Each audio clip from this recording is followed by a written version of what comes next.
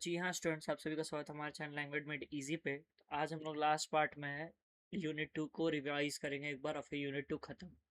फिर हम लोग स्टार्ट करेंगे यूनिट 3। तो आज की वीडियो में हमने बेसिकली सारा सिर्फ जो कॉन्सेप्ट हमने उसे रिवाइज करना, और हमने जो कोड किया है हम लोग बस इसको सारा, इस कोड को मैंने पीडीएफ में ही लिखा हुआ है, आप लोग इसको प्रैक्टिस कर सकते हो सारे कोड को। तो चलिए फिर शुरू करते हैं वीडियो को।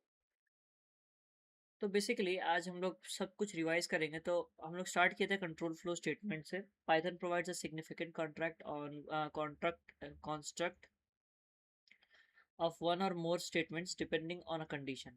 स्टेटमेंट सिलेक्शन स्टेटमेंट क्या है? बेसिकली पाइथन क्या करता है ना, आपको एक चॉइस के लिए, as a choice you can make a code according to a decision, you can say as per your requirement, you can say. Means basically you can make a code according to your logic, and if it doesn't work you have a separate way to continue the code. Okay, so basically selection statement is a statement which executes to determine which of the multiple paths should be taken.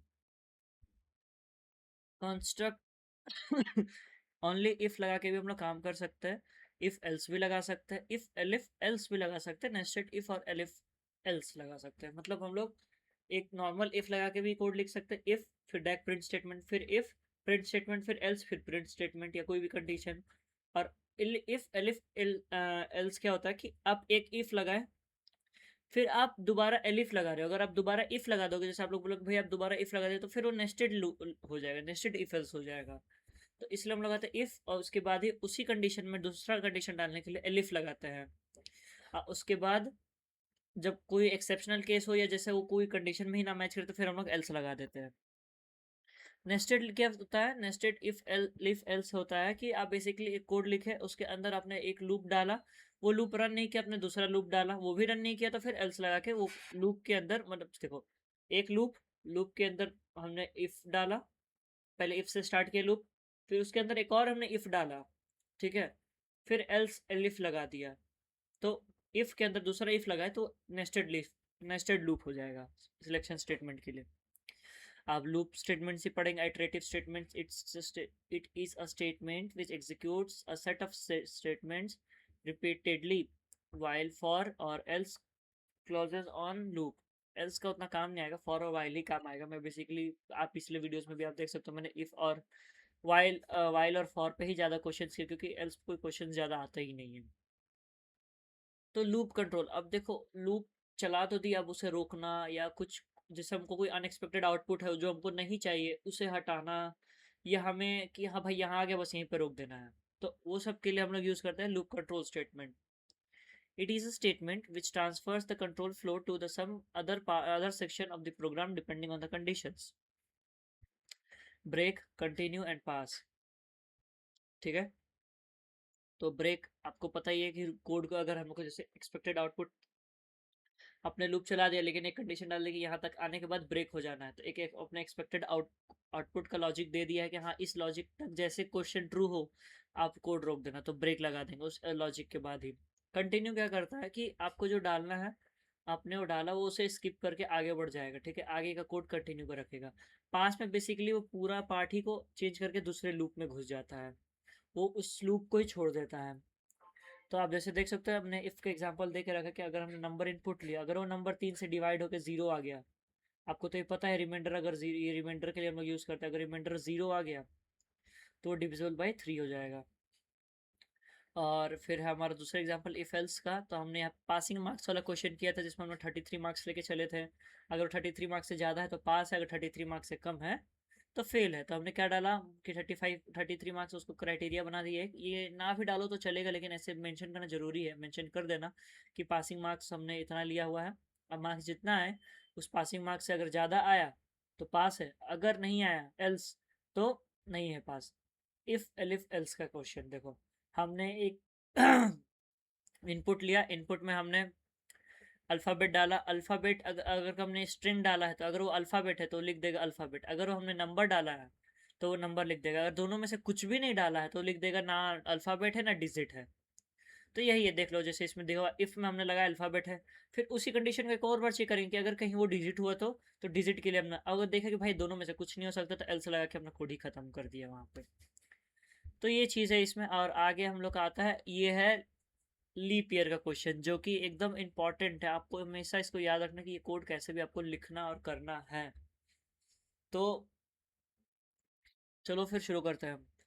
तो हमें क्या करना है कि basically एक input लेना है year का, ठीक है। फिर उसे 400 से डिवाइड करके देखना है। अगर रिमाइंडर 0 आया तो लीप ईयर है। अगर 100 से करने के बाद 0 आया तो समझ जाना कि लीप ईयर नहीं है, क्योंकि 100 से अगर कर दोगे तो फिर वो सिर्फ 5 के नंबर के लिए ही दिखाएगा और कोई नंबर ही नहीं हो पाएगा वैसे। फिर आता 4 से। ये तो हमने बचपन से किया कि अगर 4 से डिवाइड होकर 0 आ गया आंसर तो लीप ईयर है। एल्स, या तो फिर लीप ईयर नहीं। तो हमने इसमें कितना बार एलिफ यूज़ किया है? 2 बार एलिफ यूज़ किया है, एक बार एल्फ इफ़ यूज़ किया है। तो इफ़ हमने इसलिए यूज़ किया क्योंकि अगर 400 से डिवाइड होकर 0 आ गया तो लीप ईयर है। अगर वो 100 से डिवाइड होकर आया तो लीप ईयर नहीं है। अगर वो 4 से डिवाइड हो गया और 400 से भी डिवाइड हो गया तो समझो वो लीप ईयर है। और else print not leap year, कि अगर कोई कंडीशन ही नहीं सेटिस्फाई करे ना, और 400 से 100 से डिवाइड होने के बाद भी 0 आ रहा है, 400 से डिवाइड होने के बाद भी 0 आ रहा है, अगर सब में ही 0 आ रहा है तो उसके लिए अलग एक्सेप्शनल केस हो जाएगा वो। पर बेसिकली जैसे अगर कंडीशन में से कोई सेटिस्फाई नहीं कर रहा है तो लीप ही ईयर नहीं है, क्योंकि 100 से मतलब 5 का नंबर 5 के सिवा और कोई नंबर देखेगा ही नहीं। और 4 से करेंगे तो वो देख सकता है और 400 भी देख सकता है। अगर वो दोनों कंडीशन भी सेटिस्फाई नहीं करता है तब तो भाई वो लीप ईयर ही नहीं है। फिर हमने पिछले वीडियो में कवर किया था मैच केस स्टेटमेंट, जो हमने की लास्ट वीडियो थी हमारे उसके ऊपर थी, मैच केस स्टेटमेंट के ऊपर। तो हम लोग इसे अभी कवर करेंगे। बेसिकली इसमें क्या होता है ना कि आपको इनपुट डाल रहे हो, मैच करेगा कंडीशंस कि वो कौन कौन से कंडीशन से मैच कर रहा है। जैसे हमने लिया है पहला, if it is use to for the pattern matching, it checks a value against the multiple patterns and execute the code block for the first match.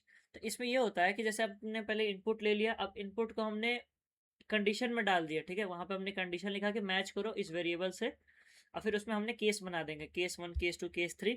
और हर एक केस का एक एक लॉजिक लिख देंगे या उसके ऊपर प्रिंट स्टेटमेंट लिख देंगे कि अगर हाँ ये इससे मैच कर गया, इस पैटर्न से मैच कर गया, तो ये उसी टाइम एग्जीक्यूट हो जाएगा, उसके आगे का ये कुछ नहीं देखेगा। जैसे केस 1 पे ही कोड एग्जीक्यूट हो गया या उसे उसकी लॉजिक मिल गई तो पैटर्न 2 पे वो जाएगा ही नहीं, केस 2 पे वो जाएगा ही नहीं।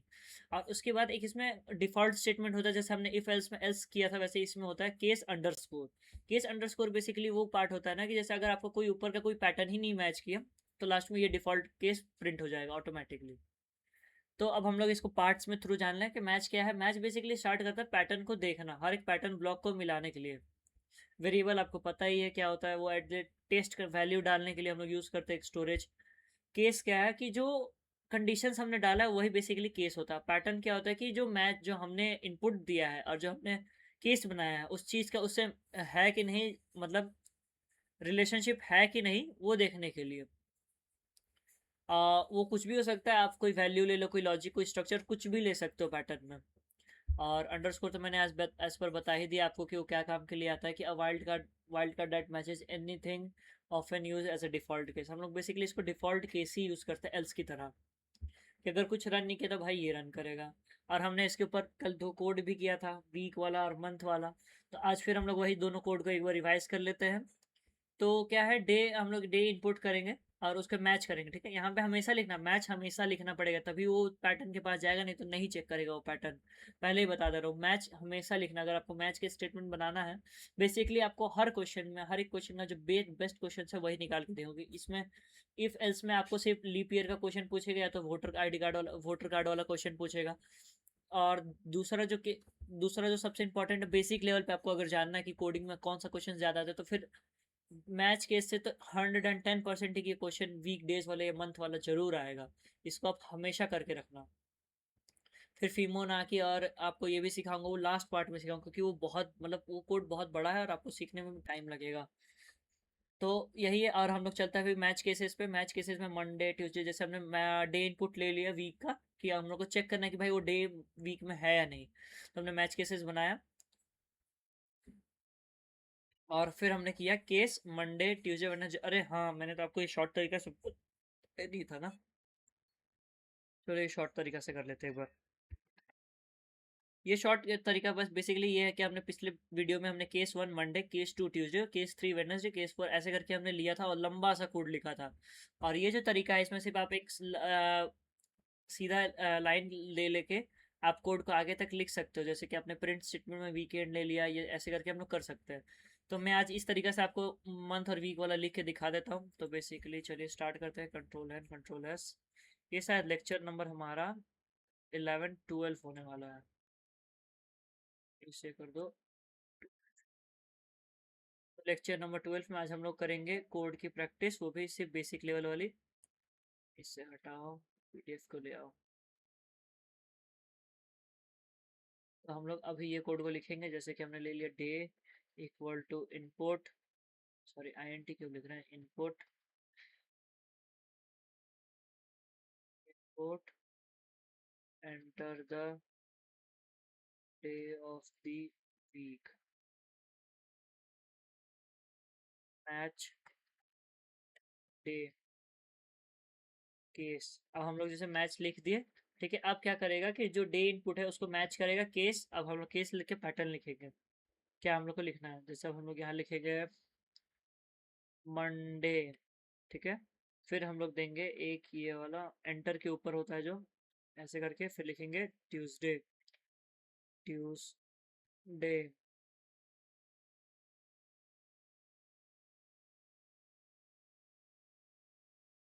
Tuesday.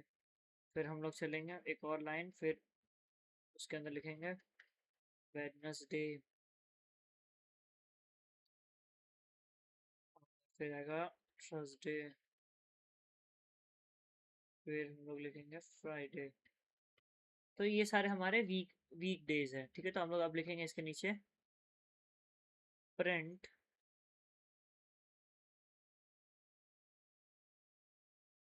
It's a weekday, it's a week day.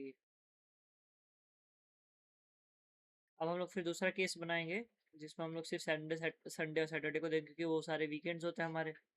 Saturday, और उसके बाद हम लोग लगाएंगे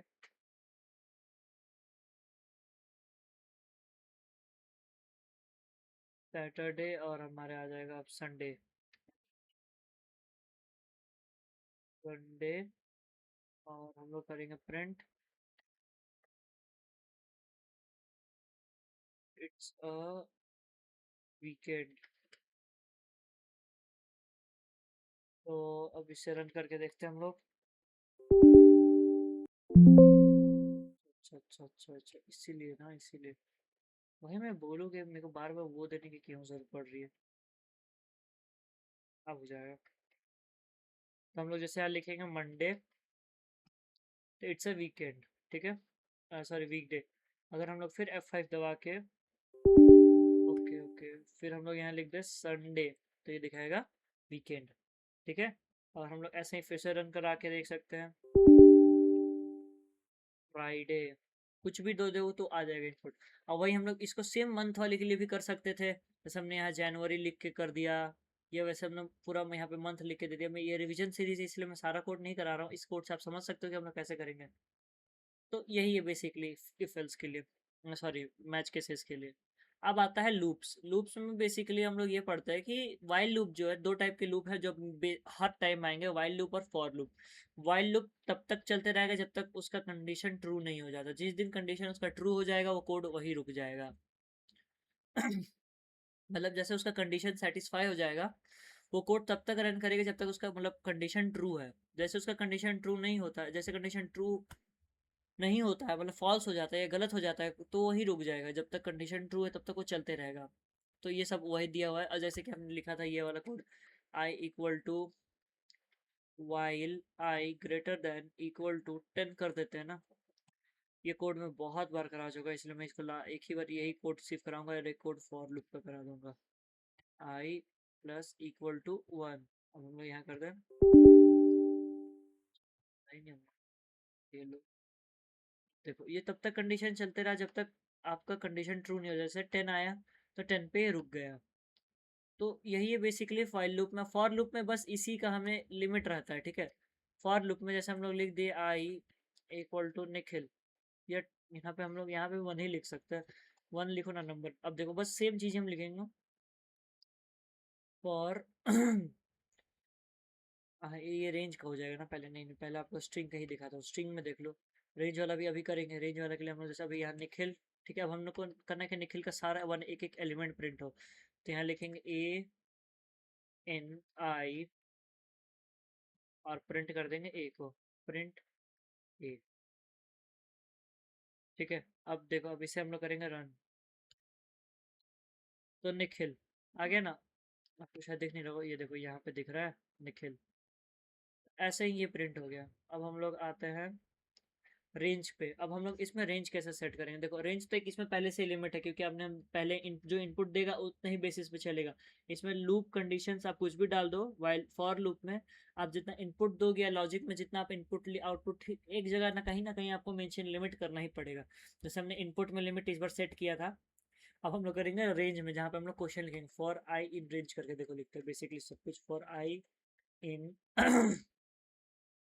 रेंज। और हम लोग यहाँ दे देंगे 1 के जगह, हम लोग जैसे पिछली बार 10 तक कराए थे, तो अब रेंज का क्वेश्चन, रेंज में दिक्कत ये है ना कि आप जहाँ तक रेंज सेट करोगे उससे एक कम रेंज देगा। जैसे हमने 10 तक किया है, तो ये 9 तक ही दिखाएगा हमें। ये कहाँ, अच्छा सॉरी, यहाँ आई लिखना था ना, कोई दिक्कत नहीं है, हमने किया। अब देखो यहाँ 9 तक ही आएगा। अगर हम लोग इसको यहाँ पे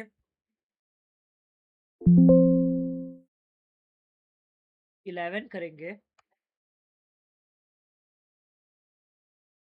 तो ये 10 तक वैल्यू प्रिंट करेगा, जैसे कि आपको यहाँ देख सकते हो 10 तक वैल्यू प्रिंट किया हुआ है।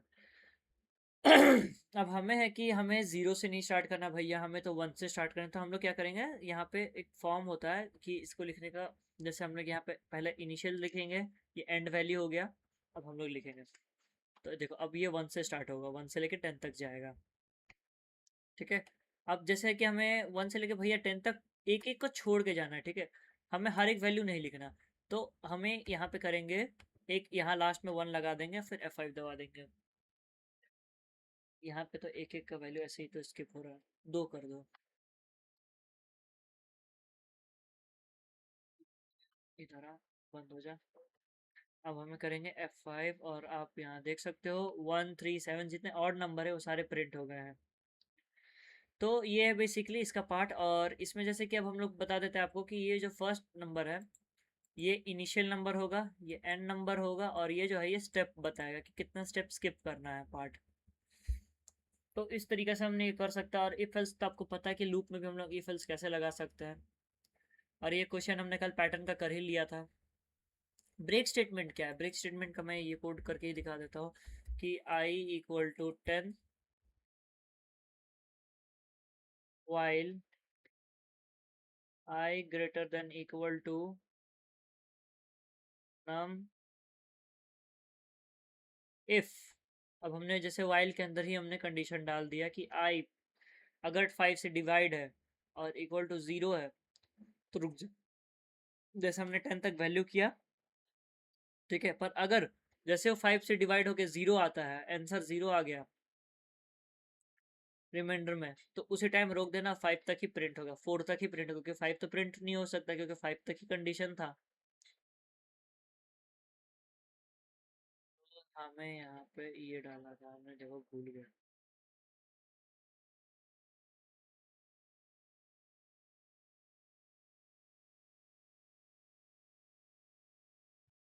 आई इक्वल टू आई प्लस 1। हम कहाँ लिखा है? हमने तो नहीं लिखा है।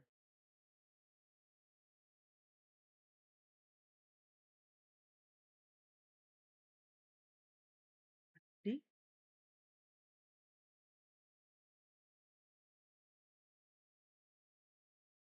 अच्छा हमने आई इनिशियल वैल्यू डाला ही नहीं है। अब देख सकते हो, अब रन कर गया। जैसे 5 पे कंडीशन ट्रू हुआ, अगर हम लोग यहाँ यहीं 7 डाल देते तो 6 तक प्रिंट हो जाता वैल्यू। देखो 6 तक वैल्यू प्रिंट हो गया। तो यही है बेसिकली कि जहाँ पे कंडीशन उसका ट्रू हो जाएगा वहीं पे ये जहाँ पे जैसे हमने एक कंडीशन के अंदर दूसरा कंडीशन डाल दिया, अगर वो ट्रू हो जाएगा तो वहीं ब्रेक स्टेटमेंट हम लोग लगा के कोड रोक सकते हैं। हम लोग पूरा कोड नहीं लिखने की जरूरत है, क्योंकि ऐसा तो हमने अभी जैसे छोटा छोटा कोड लिख रहे हैं तो आपको समझ नहीं आ रहा। जब हम लोग कोई बड़ा कोड लिखेंगे, जब कोई प्रोजेक्ट में काम करेंगे, वहाँ ब्रेक स्टेटमेंट बहुत यूजफुल चीज़ है कि हमें एक्सपेक्टेड आउटपुट पे आके ही रोक देगा। नहीं तो पता चला कि हमने कोड रन कर दिया, वाइल लूप में कोड रन कर रहा है इनफाइनाइट तक। ठीक है, कंटिन्यू स्टेटमेंट का काम क्या है ना, बेसिकली जो कंडीशन है उसे रोक देगा ये। सिर्फ हम लोग यही वाला करते हैं फॉर नम इन रेंज 1 से लेकर 10, इनिशियल वैल्यू एंड वैल्यू हमने सेट कर लिया है। इफ नम डिवाइडेड बाय 2 अगर रिमाइंडर 0 दे देता है तो हम लोग वहाँ करेंगे कंटिन्यू प्रिंट नम प्रिंट नम। तो हम लोग करते हैं रन, और आप देख सकते हो जो जो इवन नंबर डिविजिबल थे सारे हट गए, सिर्फ ऑड वाले ही यहाँ दिख रहे हैं, क्योंकि जो इतना 2 से डिविजिबल नंबर था वो सारा को स्किप कर दिया इसने। जैसे वो वैल्यू आई उसने उसको अनदेखा कर दिया। पास स्टेटमेंट बेसिकली सेम वही काम करता है, बस आप समझो पास स्टेटमेंट में हम लोग यही लिख के देखो पास स्टेटमेंट, शायद इनफाइनाइट लूप पे चला ना जाए। तो बेसिकली इसने क्या किया ना, जो जो आ रहा था बस उसे स्किप करके इसने पूरा कोड ही रन करा दिया। ठीक है, तो यही पार्ट है pass statement was our last topic to cover, and print all the even numbers and ignore using the pass statement. तो बेसिकली ये एक एल्गोरिदम लिखा हुआ है, स्यूडो कोड है कि आप लोग कैसे कर सकते हो एक नंबर को कंप्लीट। तो आप लोग इसे प्रैक्टिस कर सकते हो, सारे कोड जितने इस पीडीएफ में दिया हुआ मैंने एक एक करके रोक रोक के कराया, आप लोग वीडियो रोक के आराम से कोड करके देख सकते हो। तो आपसे मिलते हैं एक और नई वीडियो में, तब तक के लिए bye bye, don't forget to comment.